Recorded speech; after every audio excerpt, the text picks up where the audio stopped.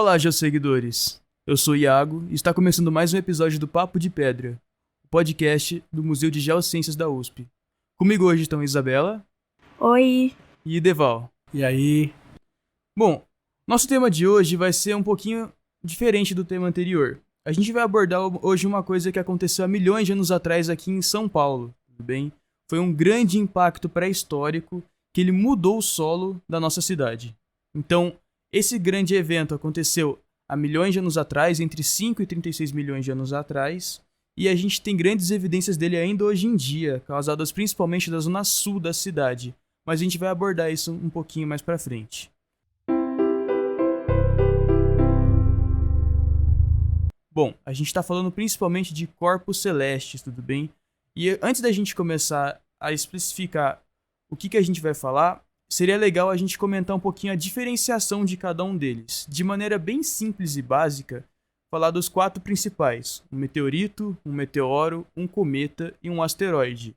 Bom, meteoro e meteorito é uma questão bem básica que a gente consegue fazer com que não esqueça. Por quê? Meteoro é aquele corpo rochoso grande que está aí perambulando pelo espaço. Ele não tem uma direção fixa, então ele pode ir para cima, para baixo, e ele está aí pelo espaço. Quando esse grande pedaço rochoso cai dentro do nosso planeta, ele entra na nossa atmosfera, aí a gente dá o nome de meteorito. Ambos são a mesma coisa, mas a gente muda eles por conta dessa questão de localidade. Então, se está no espaço, meteoro; se entra dentro da nossa atmosfera, meteorito. O cometa, ele também é esse pedaço grande rochoso, mas ele tem em sua composição alguns gases. Então, sempre que a gente for ver um cometa, a gente vai ver como se fosse um rastro saindo dele, porque são esses gases ao redor dele se dissipando, tudo bem? Então, alguns falam também tem gelo, que também pode ir derretendo, então, enfim. O mais famoso que a gente conhece é o cometa Halley, que passa pelo nosso planeta de tempos em tempos, que a gente consegue observar. Por fim, o asteroide ele é bem parecido com um meteoro também, só que em vez do meteoro ele vai voando livremente por aí, o asteroide não, ele tem uma direção fixa. O asteroide ele faz um caminho fixo, que no caso ele faz uma órbita. Então, por exemplo, ele fica sempre girando ao redor de algum corpo celeste maior. Então, por exemplo, nos anéis de Saturno, a gente vai ter muitos asteroides, porque eles estão sempre naquela órbita de Saturno. Então, agora que o Iago falou pra gente qual é a diferença entre todos esses, eu vou explicar um pouco, então, como que surgiu esses materiais no espaço. A gente fala através da simulação da nebulosa, que vários astrônomos e geocientistas entraram em acordo que essa é a hipótese que melhor explica como que surgiu o nosso sistema solar em si, que foi através de uma nuvem de poeira e gás. Essa nuvem ela tinha de 2 a 3 vezes a massa solar e ela foi resfriando, e o resfriamento dela, junto com a ação da gravidade, foi o que possibilitou a formação rochosa. Essas formações rochosas, algumas continuaram se agrupando para formar os planetas, o Sol, outras acabaram ficando menores. Então, são os restos dessa poeira também formaram os meteoros. Ou por impactos cósmicos, que são impactos entre planetas, com as luas e outros corpos que estão perambulando pelo espaço. A composição deles vão ser principalmente metálica ou silicáticas, porque eles vão ter elementos como o ferro e o níquel, que através dessa simulação a gente observa que eles eram elementos muito abundantes na formação do sistema solar. A classificação também foi importante para a gente, a composição, também foi importante para a gente fazer as classificações dos meteoritos, que são divididos em 3 classes que a gente tem hoje em dia. A primeira são os metálicos, que eles são chamados de sideritos. Esses são principalmente compostos por ferro, enquanto os rochosos, eles são os aerolitos e são basicamente parecidos com as rochas que a gente tem ígneas na crosta terrestre. O terceiro tipo ele também é chamado de classificação mista, justamente porque ele vai ser a mistura entre os outros dois, os sideritos e os aerolitos. Então o nome dele vai ser siderólitos, porque ele vai ter tanto composições metálicas quanto silicáticas nele. Muito bem. Vamos falar agora um pouco a respeito de alguns meteoritos que nós temos aqui. Vou falar de meteoritos do Brasil, né? Os que caíram no Brasil. Eu vou destacar aqui 3 muito importantes. Um deles pertence ao acervo do Museu de Geociências da USP. Mas vamos começar com o meteorito de Santa Luzia. Quando você fala de meteorito encontrado, a primeira coisa que se pergunta é: foi visto cair? Não. Ninguém viu cair. Ele foi achado em 1927 em Louisiana, numa cidade em Goiás. A sua classificação é metálico, como a Isa mesmo colocou, é um siderito. E tem calculados 1,89 toneladas de peso. Ele é o segundo maior meteorito brasileiro em massa única e foi descoberto na cabeceira do córrego Negro Morto, em Santa Luzia de Goiás, hoje chamado de Louisiana.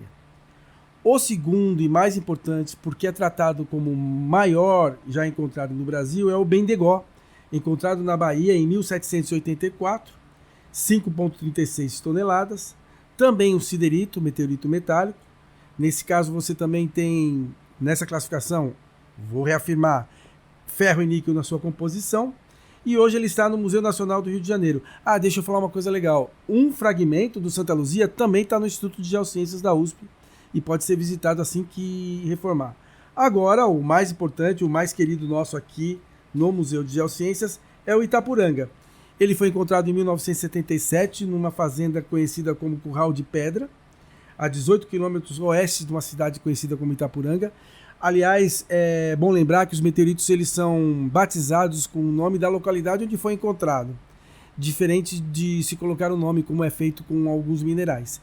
Então, geralmente, quando se fala em Santa Luzia, Itapuranga, você tem aí, ou Bendegoba, já é o nome indígena, você tem aí a nomeação nesse tipo assim.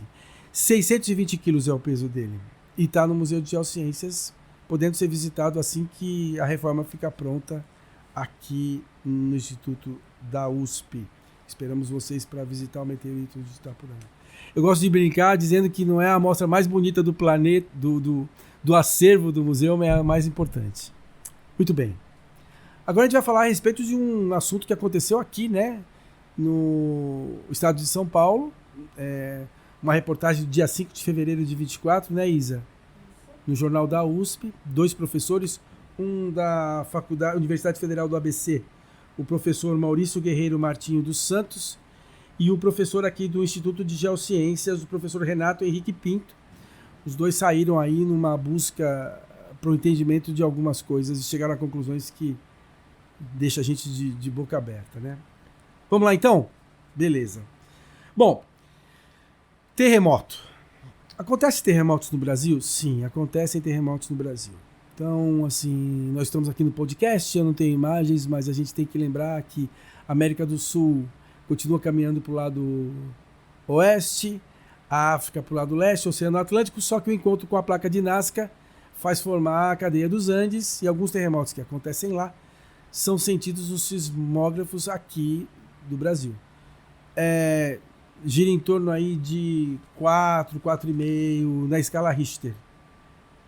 Vocês estão me olhando, o que é a escala Richter? É um sistema criado por 2 americanos em 1935, foi o Charles Richter e Bruno Gutenberg. Então eles desenvolveram um sistema para medir os movimentos sísmicos na Califórnia, que é a falha de San Andreas, uma falha transcorrente. E aí eles criaram esse sistema, que é a escala Richter, perdão. É uma escala logarítmica, então de 1 a 10, a gente tem aí um aumento maior, não é uma coisa medida numericamente, é o logaritmo que traz essas informações. Do 10, se vocês me perguntarem, qual foi o maior? 9,5, Chile, 1960, tá? E aqui no Brasil, 4,5, mais ou menos. O Iago quer falar alguma coisa, eu vou deixar um pouquinho para ele falar aí. Inclusive, Ineval, na verdade uma atualização dessa notícia de que foi nesse ano, inclusive, que aconteceu o maior terremoto da história do Brasil. Foi no dia 20 de janeiro desse ano. E foi lá no Acre. Aconteceu um tremor de cerca de 6,6 na escala Richter. E ele aconteceu próximo da cidade de Tarauacá, no Acre. Então fica mais ou menos a uns 300 quilômetros de Rio Branco, que é a sua capital. Então, números atualizados. Ainda assim, é um número bem grande, mas que acabou não vitimando pessoas, não aconteceu nada. Então tá. Então vamos falar um pouquinho aqui já que nós estamos em São Paulo, estamos falando diretamente aqui da biblioteca, numa sala, um auditório da biblioteca do Instituto de Geociências da USP, cedido aqui pra gente fazer essa gravação. Então vamos falar de São Paulo. Então, esses 2 geocientistas saíram para fazer uns estudos Foi na época do Covid, não tinha muito o que fazer, não é isso bem o que eu queria dizer, mas enfim. Os dois saíram sem muitos recursos, num trabalho geológico de observação com martelo, lupa e barranco, porque o tratamento e o estudo foi feito na região metropolitana de São Paulo, que está situado na bacia de São Paulo, então uma bacia sedimentar, o que nós temos como representante maior são as rochas sedimentares, que se dispõem em camadas e tudo mais. E eles saíram para fazer esse estudo e descobriram que o último grande terremoto em São Paulo, no caso o Iago jogou um lá para o Acre, região norte do Brasil, aconteceu na região metropolitana de São Paulo, exatamente na Zona Sul. Atenção aí você da Zona Sul, do distrito de Parelheiros, região de Colônia, Vargem Grande, essa é para vocês. Legal, e vamos descrever agora o que foi que aconteceu. Então é uma descoberta inesperada, porque eles conseguiram detectar uma cratera de 3,6 km de diâmetro, nesse mesmo extremo sul que o Iago acabou de dizer, e foi detectado através de estudos dos sedimentos, vejam, ninguém estava lá 5 milhões de anos atrás, um terremoto de 5.5 na escala Richter. Aí você pode chegar a levar o caramba, você não estava lá, como é que você sabe que foi 5.5? Os estudos remetem, porque as rochas, elas contam histórias. Então é uma questão nossa, de geocientistas, de interpretar o que essas rochas têm nos trazido. E foi nos eventos que eles detectaram nas rochas sedimentares que eles conseguiram descobrir que foi aí por volta dos 5.5 na escala Richter. Deixa eu falar uma coisa para vocês aqui interessante, é bom saber. A mesma energia liberada pela bomba atômica de Hiroshima, em 1945. É um assunto triste, mas a gente sempre usa de comparação para vocês saberem o quanto de energia se libera quando você tem um terremoto. Então, assim, o próprio professor Renato Henrique disse, se acontecesse hoje, não sei se sobraria um edifício de pé. Mesmo porque, diferente de outros países, como o Japão, por exemplo, onde se espera um terremoto, aqui a gente não espera nada, né? Então, se acontecer alguma coisa, a gente não tem nada preparado a respeito disso. Essa cratera ela foi descoberta em 1960, tá? Através de imagens de satélite que revelaram bordas do enorme ciclo no distrito de Parelheiros. Aí as pessoas podem perguntar, mas eu moro em Parelheiros, eu estive lá ontem, eu passei por lá, como é que é essa cratera? Não é a cratera como a gente reconhece no deserto dos Estados Unidos, onde fica aquela em formato de bacia, né, com a queda do meteorito. Não. É certo lembrar e é justo lembrar que a Terra tem uma dinâmica muito forte e essa cratera foi coberta por sedimento bem pelo motivo de estar na bacia de São Paulo.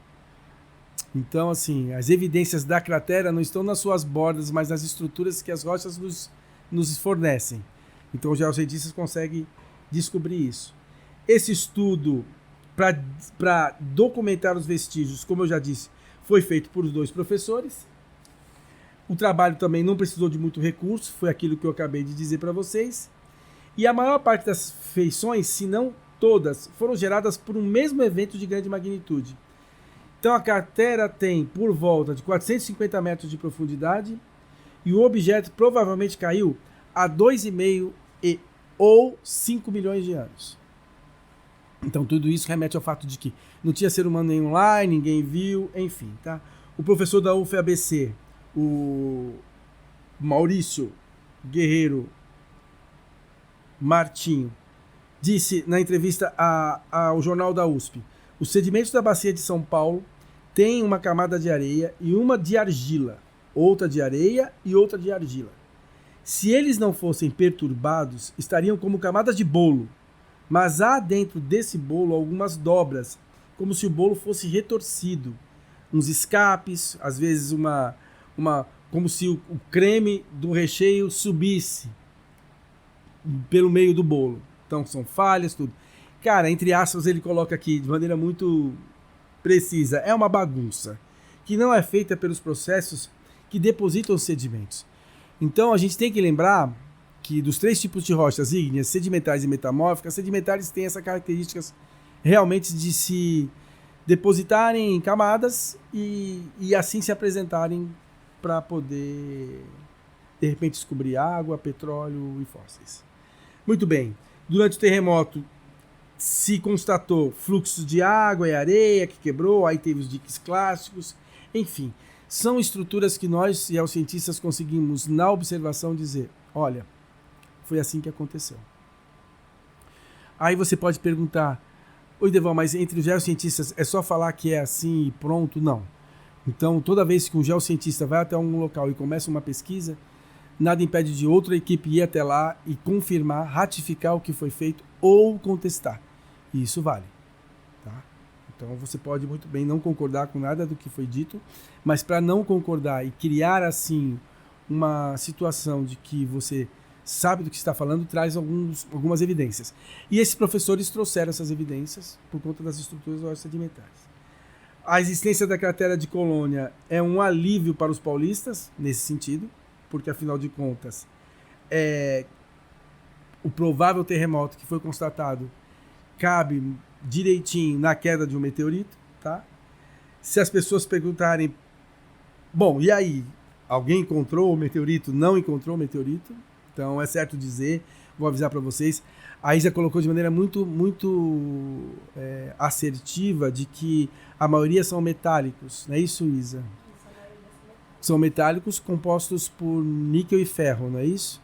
Se entra na se entra para a atmosfera chegando até a crosta, ele sofre temperismo. Então, esse ferro ele pode se desfazer e, nesse se desfazer, compor a rocha sedimentar e não ter fragmento nenhum. Pode falar, Isa. Não só quando sofre temperismo, né? Quando ele entra na nossa atmosfera vai ter reações químicas que vai acontecer e que pode vaporizar um pouco ele, modificando qual é a composição dele até ele chegar de fato no solo. Beleza, perfeito. Então não foi encontrado, não adianta a gente ir a Cora lá para... É uma pena, né? Para procurar, mas é uma região... Eu já estive lá, não tem como você detectar in situ, mas geralmente só se detecta mesmo por via... Hoje com o Google Earth fica mais fácil poder fazer isso, mas enfim, tá aí os registros e os estudos feitos pelos dois geocientistas, remetendo a reportagem ao Jornal da USP. Bom, só pra gente já ir finalizando, a continuidade dessa pesquisa, o próximo passo dela vai ser em datar, né, de quando foram esses sedimentos para ver se eles têm realmente relação com essa cratera. Só que como são informações muito cruciais, muito sensíveis e recentes, né? Não é uma tarefa tão fácil assim pelos métodos que a gente tem hoje em dia. Mas como nós somos geocientistas, a gente não vai parar de pesquisar para entender como tudo isso funciona. Bom, meteoritos estão aí para vocês verem, os nossos corpos celestes são coisas muito legais de se estudar, muito curiosas. Eles têm várias composições, como a Isa mostrou. Eles são formados por côndrulos, então são pequenos grãozinhos que vão se juntando, aglutinando para formar coisas maiores, como se fossem mesmo rochas sedimentares. E eles também têm camadas, igual alguns planetas, então são coisas que a gente vai descobrindo que são muito legais e curiosas. Para finalizar aqui, vamos levar um pouquinho o papo para a cultura. Vou falar para vocês um pouquinho de como os meteoritos aparecem, principalmente em 3 filmes aqui. Sempre que a gente fala em meteorito e filme, a gente pensa, nossa, o fim do mundo, essas coisas, mas não. O tempo todo tá caindo meteoritos, meteoros estão entrando no nosso planeta o tempo todo. Isso quer dizer, a gente vai morrer? Não. É que eles podem até ser maiores no espaço, mas quando eles atravessam a atmosfera, eles perdem uma quantidade enorme do seu tamanho. Então são raros os objetos grandes que chegam no nosso planeta. Então, assim, o tempo todo tá caindo meteorito no nosso planeta. Para falar a nossa primeira indicação aqui, ó, famosíssimo também, Impacto Profundo. Então, a trama vai girar em torno de ter um grande meteoro lá no espaço, e aí ele vai colidir com a Terra, então o governo dos Estados Unidos vai tentar mandar um objeto para explodir esse meteoro no espaço. Então, uma missão que eles tentam mandar, e fica aí uma recomendação para vocês. O próximo também, famosíssimo, Armageddon, clássico da Sessão da Tarde, clássico dos filmes. Aquela famosa história, né? Vai ter a catástrofe, vai ter aquela chuva de pequenos meteoros que vão atingir o nosso planeta. Enfim, vai ter uma missão aí, eu não quero falar muito sobre o filme, mas assim, recomendação demais pra vocês. Por fim, mais recentemente, o filme Não Olhe Pra Cima, que saiu em 2021, né? Tem a Meryl Streep, né? O Leonardo DiCaprio, a Jennifer Lawrence. E ele é bem engraçado até porque... Qual que é a premissa de Não Olhe Pra Cima? Descobrindo que tem um meteoro em rota de colisão com o nosso planeta. Esses cientistas, então, eles vão tentar avisar o mundo, a mídia, mas ninguém dá atenção pra eles, porque a gente tá tão alienado com outras coisas no dia a dia que ninguém olha pra cima. Então é literalmente o nome do filme, Não Olhe Pra Cima. Então fica aí a dica pra vocês de mais uma informação pra vocês entrarem no meio da cultura disso. Bom, o episódio de hoje vai ficando por aqui. Queria agradecer imensamente a Isabela por participar conosco e Deval também. Obrigado. E principalmente o Thiago também, que ajudou a gente com a parte técnica. Muito Thiago, obrigado valeu. por tudo. Herói. Exatamente. Então, obrigado por terem ouvido mais esse podcast do Papo de Pedra, mais esse episódio. Tudo que vocês precisarem tirar de dúvidas, mandem pra gente através das nossas mídias sociais. Sigam o museu no nosso Instagram, nossas redes sociais vão ficar na descrição do episódio. E é isso, pessoal. Até o próximo episódio. Valeu, tchau, tchau. Valeu. Tchau.